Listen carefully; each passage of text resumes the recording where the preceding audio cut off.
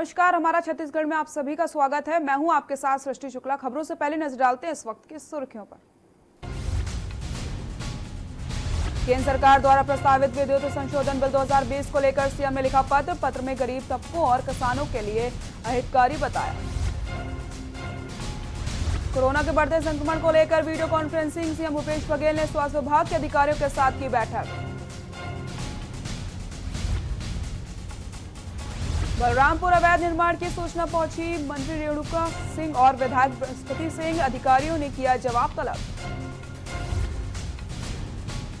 बिलासपुर पहुंचे पूर्व मुख्यमंत्री रमन सिंह ने गरीबों को बांटे छाते, खाने पीने के सामान, पानी की बोतलें दी। बिलासपुर में प्रधानमंत्री आवास में भ्रष्टाचार, 1 साल में ही पड़ गई आवास में दरारें। आक्रोशित लोगों ने की कार्रवाई की मांग। छत्तीसगढ़ में कोरोना वायरस संक्रमण के 104 नए मामले, संक्रमितों की संख्या 1200 के करीब।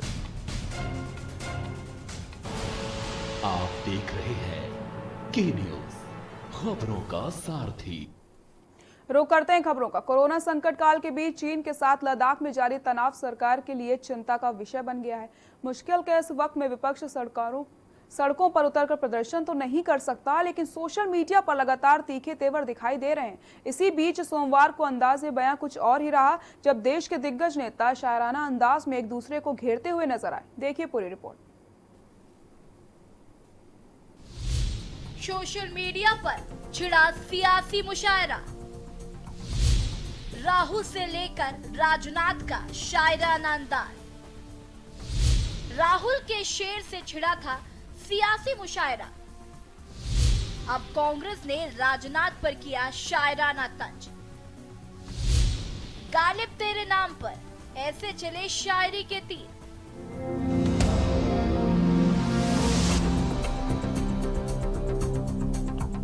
कोरोना संकट काल के बीच चीन के साथ लद्दाख में जारी तनाव सरकार के लिए चिंता का विषय बन गया है।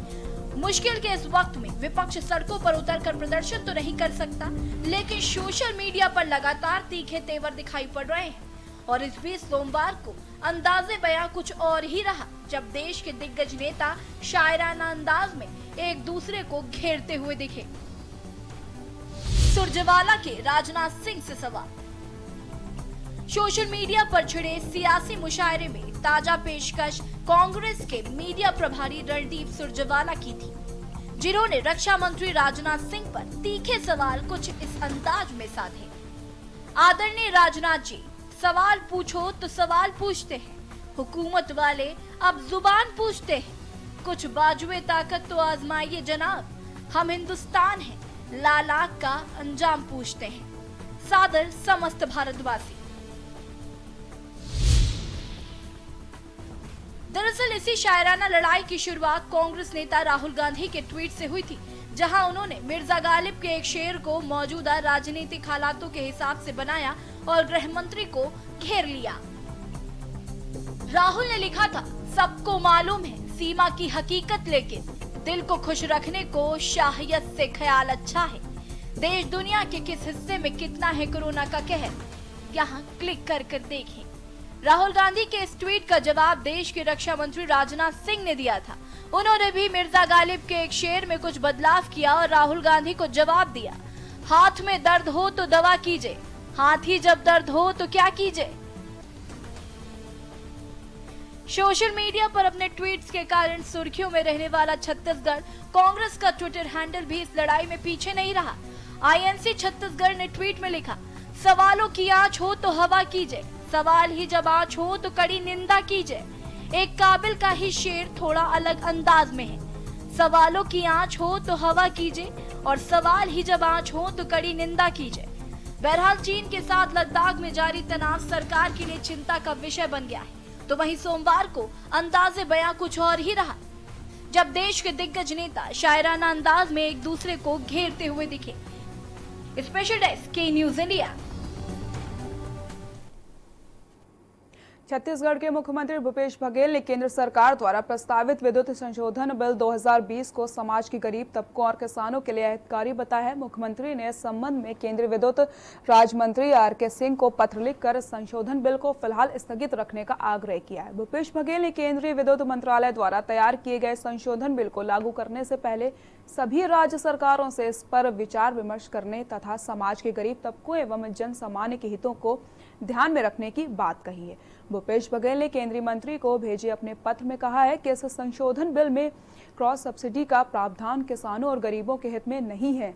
समाज के गरीब तबके के लोग और किसानों की विद्युत सब्सिडी दिए जाने का वर्तमान प्रावधान जांचा परखा और समय की जरूरत के अनुरूप किसानों को विद्युत पर दी जाने वाली सब्सिडी यदि जारी नहीं रखी गई तो किसानों के सामने सिंचाई को लेकर संकट खड़ा हो सकता है। इससे खाद्यान्न उत्पादन प्रभावित होगा और देश के सामने संकट खड़ा हो जाएगा। मुख्यमंत्री ने कहा कि किसानों और मजदूरों की मेहनत का सम्मान होना चाहिए, जिन्होंने अपनी मेहनत से देश को खाद्यान्न के मामले में आत्मनिर्भर बनाया है। उन्होंने कहा कि समाज के गरीब वर्ग के लोगों और किसानों को आत्मनिर्भर और सक्षम बनाने के लिए उन्हें रियायत देना जरूरी है। उन्होंने संशोधन बिल में क्रॉस सब्सिडी को समिति किए जाने के प्रावधान को अव्यावहारिक बताया है।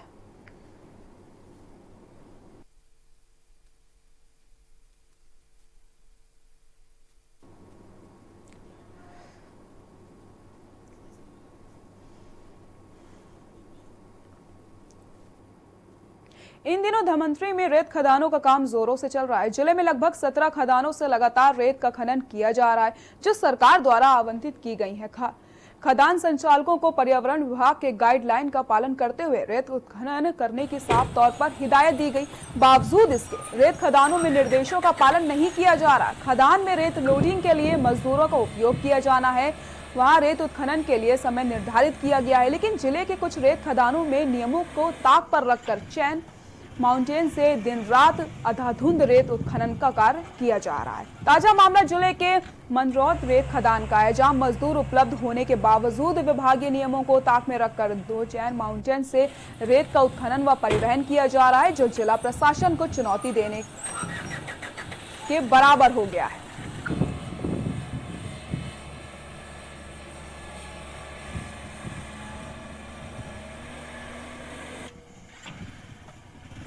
मतलब भैया यहाँ दिन और रात मशीन चलते, हम मतलब वही परेशानी है। और यहाँ पूरा हर माल ना पूरा डंप होते, कोई भी गाड़ी आत ना यहाँ ना पूरा ना नंदियम पूरा डंप करवाते, हम अलग गाड़ी नहीं मिलत है कोठो गाड़ी।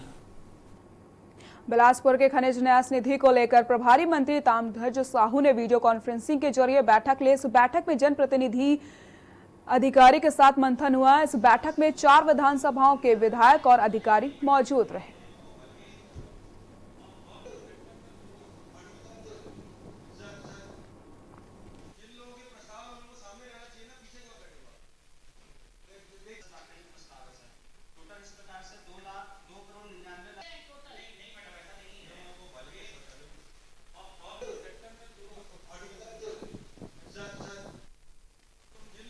मैंने थोड़ा सा इस बात पे नाराजगी जाहिर की थी।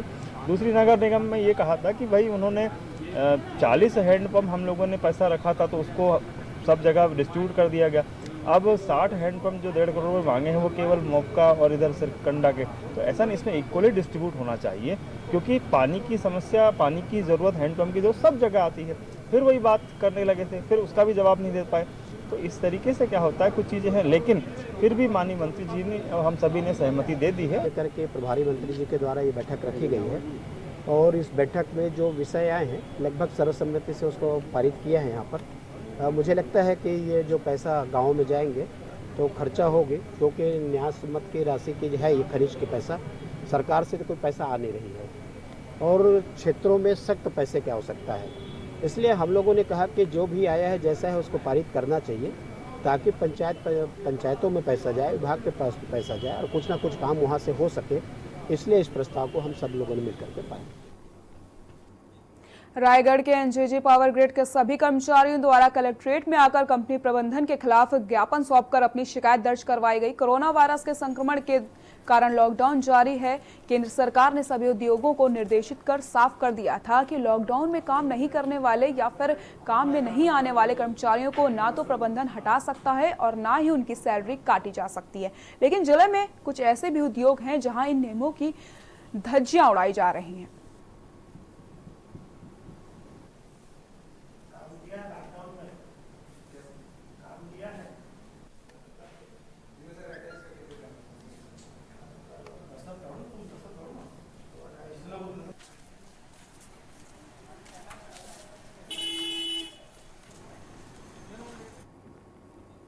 शिक्षकों और शिक्षा कर्मियों को अब महज एक क्लिक में सारे विभागीय आदेश मिल जाएंगे। अवकाश से लेकर वेतनमान तक की सारी जानकारी अब मोबाइल पर मिलेगी। दरअसल प्रदेश में शिक्षक और शिक्षाकर्मी शासकीय कर्मचारियों का एक ऐसा समुदाय है जिसके लिए सबसे अधिक विभागीय आदेश जारी हुए हैं। शिक्षा कर्मियों के संगठन संवालियन अधिकार मंच ने नई पहल करते हुए वेबसाइट का निर्माण किया है जिसमें सारे सर्कुलर यानी शासकीय निर्देश डाल दिए गए हैं।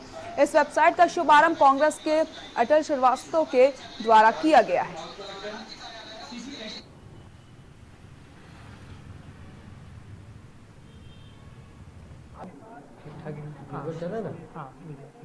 शिक्षा कर्मियों के हित के लिए, शिक्षकों के हित के लिए हमने संविलियन अधिकार मंच के माध्यम से लड़ाई लड़ी थी और अब हमने CGSTU के नाम से एक एप्लीकेशन बनाया है जो गूगल प्ले स्टोर में भी अवेलेबल है और वेबसाइट के माध्यम से भी www.cgstu.org करके कोई भी आदमी उसका लाभ ले सकता है।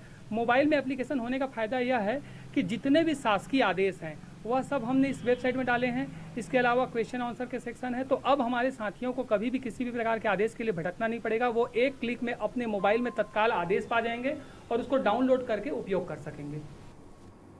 जिले में बाढ़ आपदा प्रबंधन, प्राकृतिक आपदाओं, बाढ़, आकाशीय से बचाव व सुरक्षा के संबंध में कलेक्टर सभा कक्ष में बैठक आयोजित की गई जिसमें बाढ़ आपदा प्रबंधन के संबंध में विभिन्न विभागों के अधिकारियों से कलेक्टर ने बाढ़ के समय बचत एवं राहत कार्यों को करने के आश्वासन निर्देश दिए हैं। जिले में कोविड-19 महामारी के साथ आने वाली अतिवृष्टि को भी ध्यान में रखना होगा। आपदा प्रबंधन के संपूर्ण टीम अमोरा घाट शिवनाथ नदी पर आपदा प्रबंधन सामग्री के साथ पहुंचकर प्रत्यक्ष रूप से एवं मॉकड्रिल कर प्रोटोकॉल कर रहे हैं। साथ ही साथ कलेक्ट्रेट ने निर्देश दिए हैं कि ऐसे में सभी संभावित बाढ़ प्रभावित गांवों में ग्रामीण की बैठक बुलाकर ग्रामीण जनों से व्यापक चर्चा कर ली जाए। आने वाले बाढ़ में होने वाली बीमारियों से बचाव के इंतजाम पहले से ही कर लिए जाएं तथा पर्याप्त दवाइयों का स्टॉक स्वास्थ्य केंद्रों में रख दिया जाए। छिड़काव करने के पहले ही व्यवस्था कर ली जाए।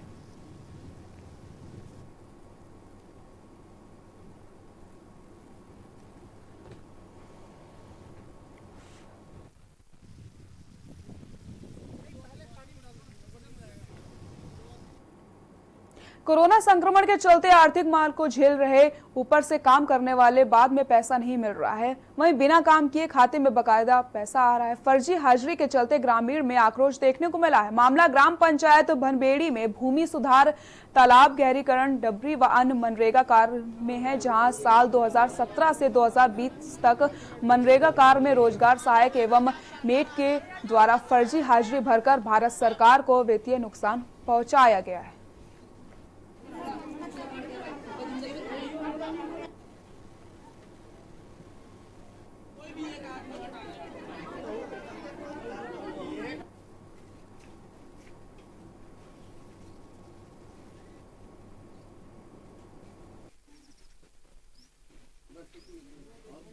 वहाँ 15 रुपया ऐसे कुछ बनता है, 15 रुपया कुछ पैसा बनता है।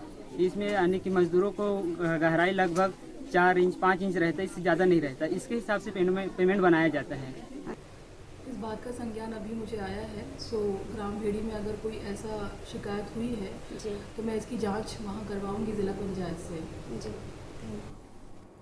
बालोद जिला चिकित्सालय में अस्पताल की लापरवाही का बड़ा मामला सामने आया है, जहां एक 17 वर्षीय युवती को गलत खून चढ़ा दिया गया जिससे उसकी तबीयत बिगड़ गई। वहीं डॉक्टरों ने उल्टा परिजनों पर गलत जानकारी देने का आरोप लगा दिया, जबकि जिन लोगों द्वारा खून की सप्लाई की जाती है उनका कहना है कि हमेशा से O पॉजिटिव ब्लड चढ़ाया जाता है और चढ़ाने के पूर्व भी इसकी जांच की जाती है। युवती की तबीयत बिगड़ने के बाद ही अब डॉक्टर 24 घंटे तक देखने की बात परिजनों से कही गई। युवती जिला के लोहारा ब्लॉक अंतर्गत रायपुरा की निवासी बताई जा रही।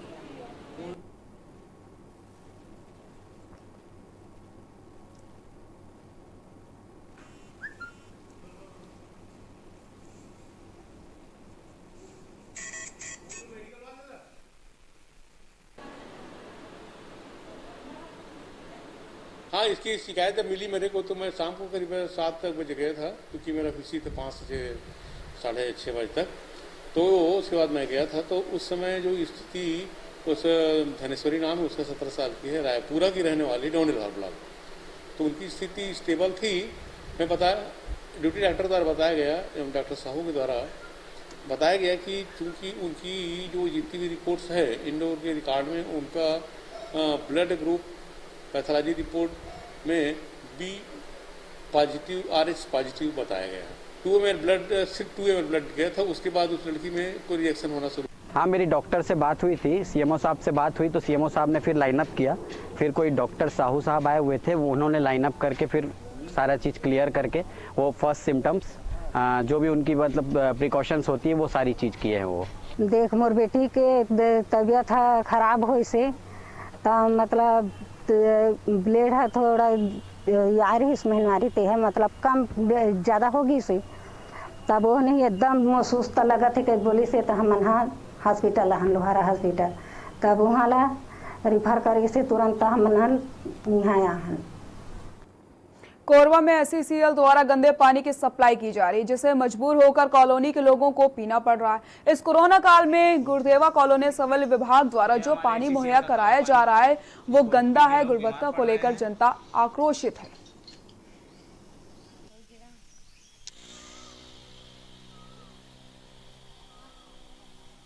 ये देखिए पानी, यही पानी जा रहा है। नहीं, ये पानी कोई गुना है। फिर फिल्टर होता है।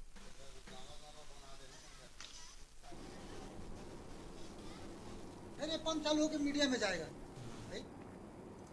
रुकते हैं एक छोटे से ब्रेक के लिए, जल्द हाजिर होते हैं।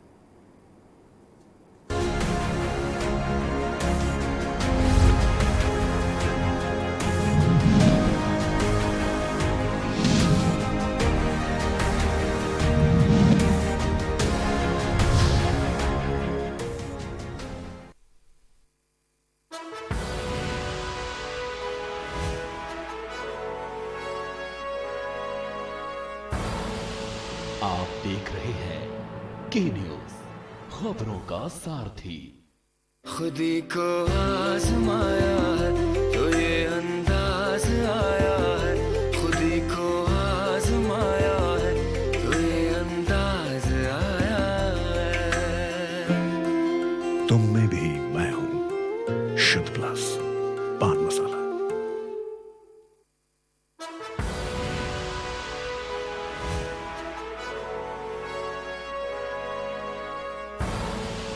आप देख रहे हैं के न्यूज, खबरों का सारथी।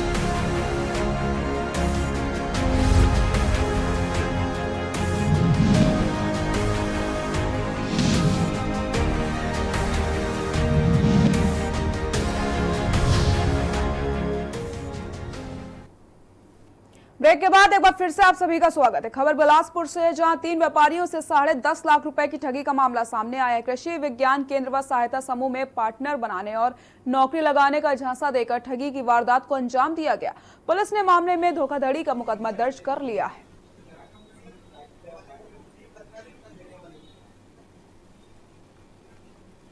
में प्रार्थी गुरमीत सिंह और उनके अन्य साथियों के द्वारा रिपोर्ट दर्ज कराई गई थी कि एक युवती तरुणी सारथी नामक जो स्वयं सहायता समूह के नाम पर उन लोगों से पैसे पर विनियोग करने के बाद अधिक मुनाफा कमाने के नाम से एवं स्वयं सहायता समूह पे अलग अलग जगहों पर काम दिलाने के बहाने उन लोगों से तकरीबन 10,64,000 की ठगी की है।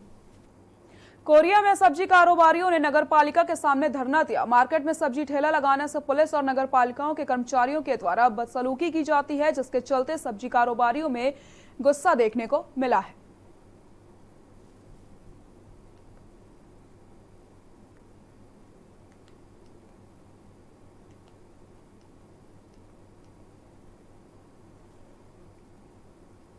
नहीं देते, मैं सब्जी ज्यादा बेचती नहीं, तो लहसुन मिर्चा बेचती अपना पेट पाल, उसको भी उठाते हैं, भगाते हैं, भाग जाओ लड़के यहाँ से, गाड़ी में भर लेंगे, लगाते नहीं, उठा के फेंकवाते हैं, तो कहाँ जाऊँ बताओ ना, मेरा तो जान नहीं जाता।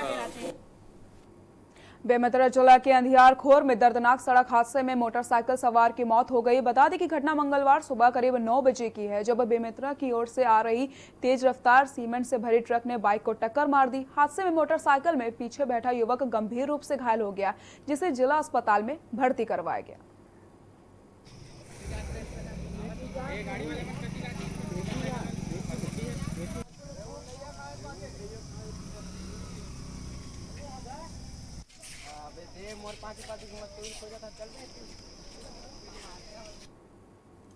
धमंतरी जिले के ग्राम पोतियाडी में राजस्व और पुलिस की टीम ने अतिक्रमण को लेकर बड़ी कार्रवाई करी है। गांव के घास भूमि पर अवैध रूप से बनाए गए 41 कच्चे मकानों को बुलडोजर चलाकर तोड़ दिया गया। कार्रवाई के दौरान अतिक्रमणकारियों ने जमकर हंगामा मचाया, जिन्हें पुलिस ने हिरासत में ले लिया है। बताया जा रहा है कि गांव में पंचायत चुनाव के दौरान आचार संहिता का फायदा उठाते हुए गांव के कुछ लोगों ने घास जमीन पर अवैध रूप से कब्जा कर लिया था और कच्चा मकान भी बना लिया था। ग्राम पंचायत की शिकायत पर तहसीलदार ने 3 बार नोटिस जारी किया था। उसके बाद भी अतिक्रमणकारी अवैध कब्जा नहीं छोड़ रहे थे, जिसके वजह से राजस्व और पुलिस की टीम गांव पहुंचकर अवैध कब्जा हटा दिया गया है। वहीं लोगों को कब्जा न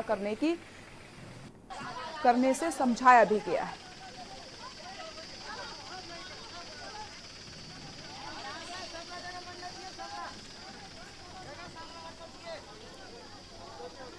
पोटियाडी में ये जब अपन जहाँ पे खड़े हैं वो पारंपरिक गौठान है। आप देख सकते हैं उधर भी वो बना हुआ है, शासकीय उसमें परिसर में उद्यान टाइप से बना हुआ है। तो इसमें अभी ग्राम पंचायत चुनाव के समय में 41 व्यक्तियों द्वारा, परिवार के द्वारा रातों रात इसमें अतिक्रमण कर लिया गया था, जिसको हम मौके पे आके टीआई के साथ में हम लोग रोकवाए थे, लेकिन पब्लिक नहीं सुनी। वो मतलब अपना अतिक्रमण करके मकान पूरा बना लिया। लेकिन उसके बाद में ग्राम पंचायत द्वारा इनको नोटिस दिया गया, 3 नोटिस जारी किया गया, समय समय पर्याप्त समय भी दिया गया कि आप अपना अतिक्रमण यहाँ से हटवा ले करके। लेकिन ये लोग हटाए नहीं। अभी मनरेगा के तहत कार्य इसमें स्वीकृत किया होना है इसमें, और इसमें काम भी चलेगा जिससे लोगों को रोजगार मिल सके। ये ग्राम पंचायत पोटियाडी द्वारा एक आवेदन प्रस्तुत किया गया था, जिससे कार्यपालिक दंडाधिकारी महोदय के आदेश में अतिक्रमण हटाने का आदेश हुआ था। इस पर तहसीलदार धमतरी द्वारा आवश्यक पुलिस प्रबंध मांग किया गया था, जिस पर से वरिष्ठ अधिकारी को दिशा निर्देश कर यहाँ बल उपलब्ध कराया गया। अतिक्रमणकारियों को तहसीलदार के निर्देश पर बस में सुरक्षा भेजा गया है, ताकि वो कार्रवाई कर सके। सूरजपुर पुलिस ने एक अंधे कत्ल की गुत्थी सुलझाने में कामयाबी हासिल करी है, जहां पत्नी ने भाई के साथ मिलकर पति का कत्ल कर दिया था। बता दें, सूरजपुर के भटगांव थाना को सूचना मिली थी। चिगड़ी खोपा मुख्य मार्ग पर खुरखुरिया पारा के पास किसी अज्ञात व्यक्ति का शव पड़ा हुआ मिला था। सूचना पर भटगांव पुलिस मौके पर पहुंचकर जांच में जुट गई। पोस्टमार्टम रिपोर्ट में हत्या की बात आई। तहकीकात सामने आने के बाद मृतक पत्नी का किसी और के साथ अवैध संबंध था, जिसके चलते मृतक की पत्नी अपने भाई के साथ मिलकर हत्या को अंजाम दिया था। वहीं पुलिस मामले की जांच कर दोनों भाई बहन को गिरफ्तार कर लिया है।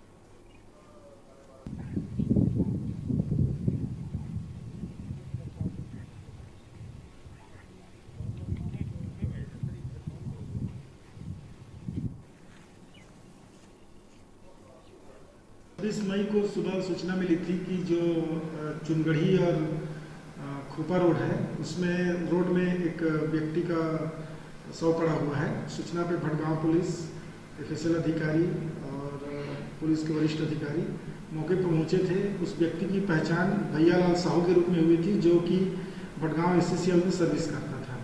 इस पे उसमें उसको रोड पे उसकी बॉडी को रखा गया था और उसको एक्सीडेंट का रूप देने का पूरा प्रयास किया गया था। सूरजपुर के ओढ़ी में वर्ष 2016 में अगस्त महीने की मूसलाधार बारिश के दौरान एक एक करके 2 बड़े पुल धराशायी हुए थे। दोनों पुल सेतु विभाग के थे। पुल टूटने के बाद दर्जनों गांव को परेशानी बढ़ गई थी। सबसे ज्यादा प्रभाव ओढ़ी ब्लॉक में रेण नदी से लगे इलाके में हुआ था। इस ब्लॉक की 8 पंचायतों के लोगों के लिए रोज नदी पार करना परेशानी का कारण बन गया था। गौरतलब है कि ओढ़ी की ग्राम पंचायत लाजित कुप्पा घाट पर रेण नदी पर बना पुल 2016 की बारिश में धराशायी हो गया था। 4 साल बाद भी कुप्पा घाट के बहे पुल की स्थिति जस की तस बनी हुई है। स्थानीय लोगों ने इसकी जगह नया पुल बनाने की कई बार मांग करी है, लेकिन इस पर अभी तक कोई सुनवाई नहीं हुई है। पुल को बनाने के लिए सरकार या स्थानीय प्रतिनिधियों ने भी अभी तक कोई पहल नहीं करी।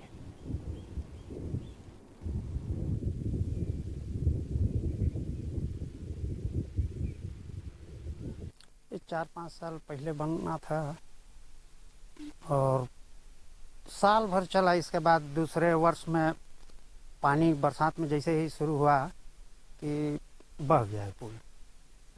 अब किस तरह से दिक्कत है? हम लोगों को आने जाने में बहुत। कोरबा के भैरवताल पहुंचे महापौर ने सड़कों का जायजा लिया। बता दें कि कोरबा मार्ग पूरी तरीके से क्षतिग्रस्त हो चुका है, जिससे कोरबा पश्चिम के आम नागरिकों को जान जोखिम में डालकर आना जाना पड़ता है। बरसात में दोपहिया छोटे वाहनों का आना जाना संभव ही नहीं होता।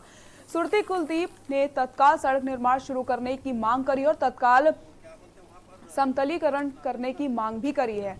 माकपा पार्षद ने भैरवताल में स्थित देशी शराब दुकान हटाने की मांग रखी गई है, क्योंकि आए दिन शराबियों द्वारा रास्ते में आने जाने वाले महिलाओं पर हरकत की जाती है। मंत्री ने तत्काल कार्रवाई कर निगम एवं प्रशासन को निर्माण कार्य शुरू करने के निर्देश दिए हैं।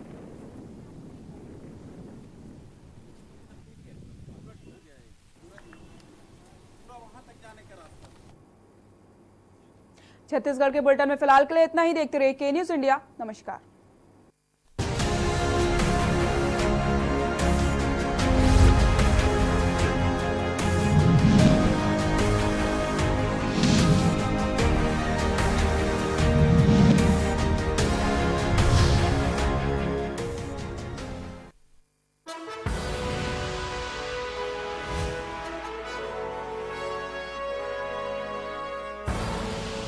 आप देख रहे हैं के न्यूज, खबरों का सारथी। Mount Litra Z School, Unnao, #1 in academics, #1 in sports, best teachers, best result, smart classroom, best transport facility, world class infrastructure के साथ Mount Litra Z School, Unnao। खुदी को आजमाया है तो ये अंदाज आया है, खुदी को आजमाया है तो ये अंदाज आया है। तुम में भी मैं हूं, शुद्ध प्लस पान मसाला।